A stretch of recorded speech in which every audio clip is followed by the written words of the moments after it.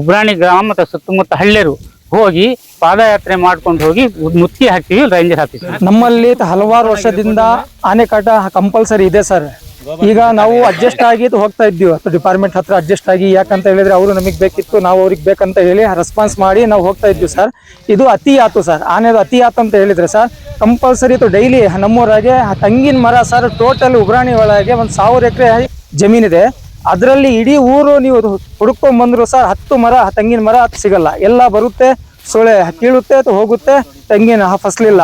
ಇಲ್ಲಿ ಮುಂಚೆ ಸರ್ ಕಾಡ್ ಒಳಗೆ ನಾವು ಏನಾರ ಮಾಡಿ ಸ್ವಲ್ಪ ಕಷ್ಟ ಮಾಡಿ ಜೀವನ ಮಾಡ್ತಿದ್ವಿ ಸರ್.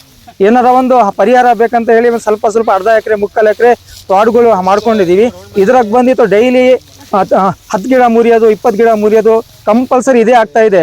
ಫಾರೆಸ್ಟ್ ಡಿಪಾರ್ಟ್ಮೆಂಟ್ಗಳಿಗೆ ಇದಕ್ಕಿಂತ ಮುಂಚೆನೂ ಮನವಿ ಮಾಡಿದ್ವಿ ಸರ್. ನಾವು ಮನವಿ ಮಾಡಿದಾಗ ಅವ್ರೇನಂತಾರೆ, ಆಯ್ತಪ್ಪ ನಾವು ಮಾಡ್ತೀವಿ ಅಂತ ಹೇಳ್ತಾರೆ.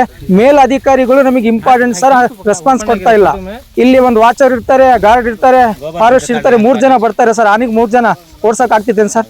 ಕಂಪಲ್ಸರಿ ಆಗಲ್ಲ. ಅವ್ರು ಬರ್ತಾರೆ, ಅವರಿಗೆ ಮಾತು ಕಳ್ಕೊಳಕೋಸ್ಕರ ಏನ್ ಮಾಡ್ತಾರೆ, ತಾಳ್ರಿ ನೀವೊಂದ್ 3 ಪಟಾಕಿ ತಾಳ್ರಿ, ನೀವೊಂದ್ 3 ಪಟಾಕಿ ತಾಳ್ರಿ ಅಂತ ಊರಾಗೆ ಒಂದು 3-4 ಜನಕ್ಕೆ ಕೊಟ್ಟು ಅವ್ರು ಆರಾಮಾಗಿ ಹೋಗಿ ಅವರು ಸೇಫ್ ಆಗಿ ನೋಡ್ತಾರೆ ಸರ್.